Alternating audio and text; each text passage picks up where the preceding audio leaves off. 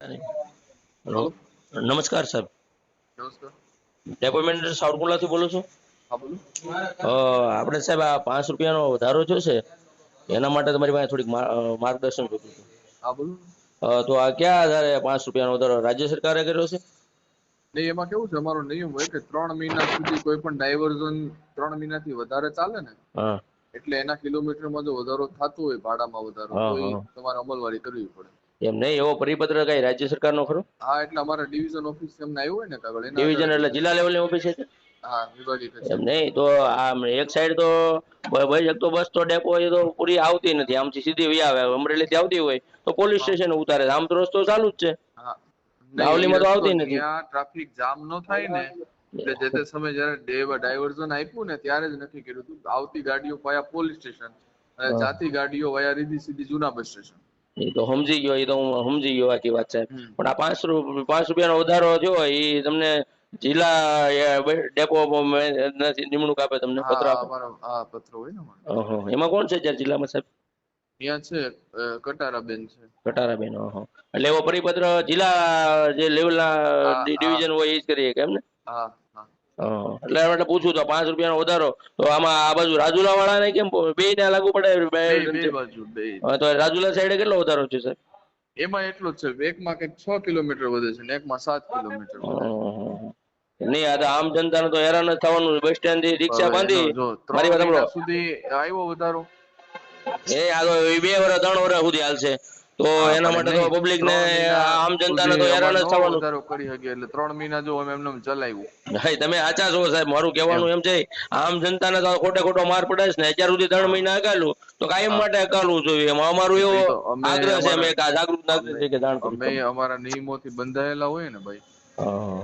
કટારા સમજે મેડમ તમે. કરીને છે એમ ને જિલ્લામાં? હા હા. મારે એ પૂછ્યું એટલે મતલબમાં આ તમારા જિલ્લા લેવલે આરએમબી વાળા તમને કઈ પત્ર લખે? નહીં, આરએનબી વાળા નહીં, અમારા નિયમોના આધારે વધારો કર્યો હોય. તમારા નિયમોના આધારે તમારે હા, એટલે ગુજરાત જે જાહેરનામું બહાર પાડ્યું હોય ને એમાં ઉલ્લેખ હોય કે આ જગ્યાએ ઉપર ડાયવર્ઝન કાઢ્યું છે. એટલે આ વૈકલ્પિક આપણે જે બાયપાસ થી ચાલતા હોય, બરાબર, હા હા. એના કિલોમીટર ને બધું વધારો જોયું હોય, માપ્યો હોય અમે. મતલબ સાહેબ મારું કહેવાનું છે, હું તો એક જાગૃત નાગરિક છે, પૂર્વ નગરપાલિકા સભ્ય જગદીશભાઈ ઠાકોર સાવરકુંડલા. પણ મારે જાણવું હતું કે આપણે રીધી સીધી એક સાઈડ તો ચાલુ જ છે રસ્તો.